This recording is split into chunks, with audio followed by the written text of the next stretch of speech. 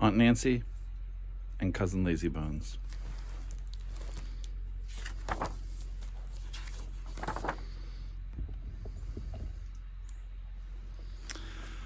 Aunt Nancy didn't turn any cartwheels when Cousin Lazybones came to visit. She knowed he was so lazy even his shadow didn't get up and follow him around. But he was her fourth cousin, 3 times removed on her great Aunt Hattie's sister's side, and family was family, so what could she do?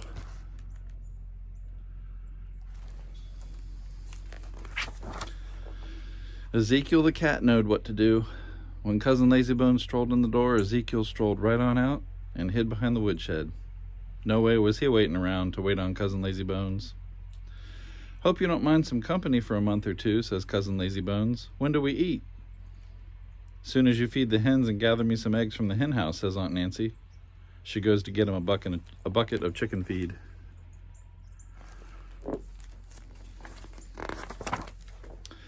"I'd be purely pleased to help out," said Cousin Lazybones, "but it don't make sense to go looking for eggs when eggs can come looking for you."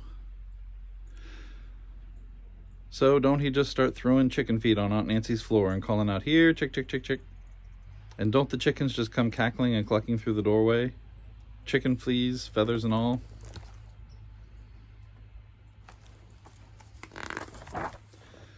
"Now, ain't that an idea?" said Aunt Nancy.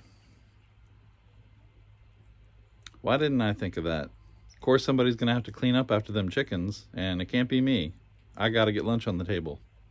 "Shoo, shoo," Cousin Lazybones flaps at the chickens. "Reckon I'll go gather the eggs after all. I got to rest up a bit first, though. My knees is wobbly from all this work."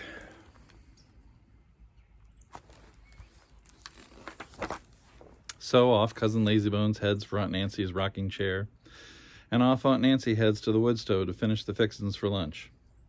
Pretty soon, Aunt Nancy is knee-deep in work, and Cousin Lazybones is sawing down a whole forest of trees in his sleep. He does get up long enough to eat 17 helpings of lunch, however.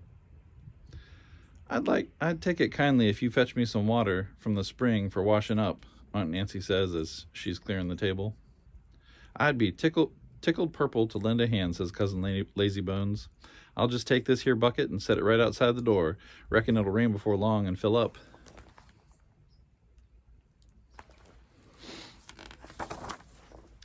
"Now, ain't that an idea?" says Aunt Nancy. "Why didn't I think of that? Of course, if it don't rain by evening, there won't be any clean pots to cook supper in.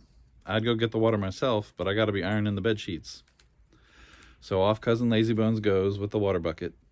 He's near as far as the door when he hollers, "Ow!" and gets all bent over. "Just a little hitch in my get-along," he tells Aunt Nancy, "right here, or maybe here. I'll fetch the water as soon as I rest up a bit."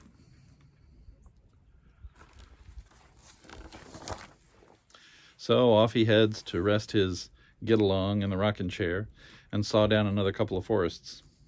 He does get up long enough to eat 22 helpings of supper, howsoever. Aunt Nancy's ready for him this time. "Water's already heating on the stove," she says. "I wouldn't mind a hand with the washing up if your get-along's not too hitched." "I'd be pleased as petunias to help," says Cousin Lazybones. "These here dishes ain't but half dirty. I'll just turn them over so's we can use the other side for breakfast."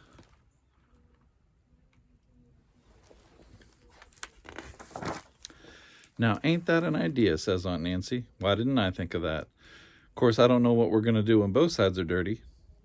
"Reckon that'll be your turn to wash," says Cousin Lazybones. "Right now I'm plumb wore out from all this thinking. I feel a rest coming on." And off he heads for Aunt Nancy's rocking chair to clear up a couple of acres of trees until time for bed.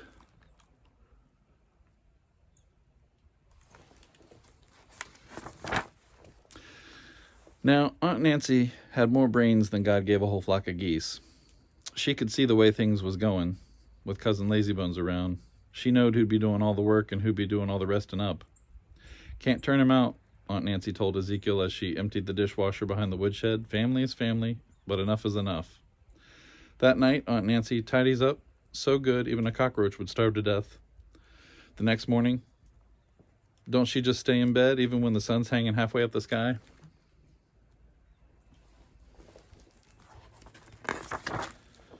Along about noon, Cousin Lazybones rolls out of bed, but the table's bare as a possum's tail. "Aunt Nancy, calls Cousin Lazybones, all pitiful-like. "When do we eat?" Aunt Nancy moans and hobbles to her rocking chair. "Reckon you'll have to fix yourself something," she groans. "I woke up this morning with a bone in my leg so's I can hardly walk. Not only that, I got a chest full of breath and such a terrible mess of brains in my head I can hardly think. This being my spring cleaning day, it's lucky for me you're here to help, you having 2 good legs and a head full of good ideas. After you cook and wash up, you can sweep the floor and shake out the rugs."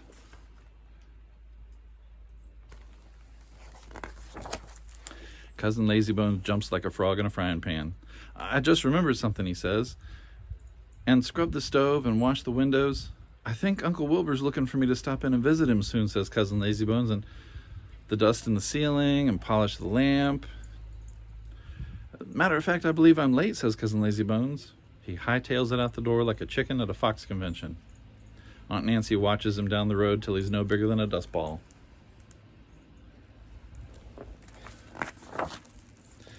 "Come on out, cat," she calls to Ezekiel behind the woodshed. "With this bone in my leg and this breath in my chest and all these brains in my head today, I can't think but one thing to do." Ezekiel pokes his head out.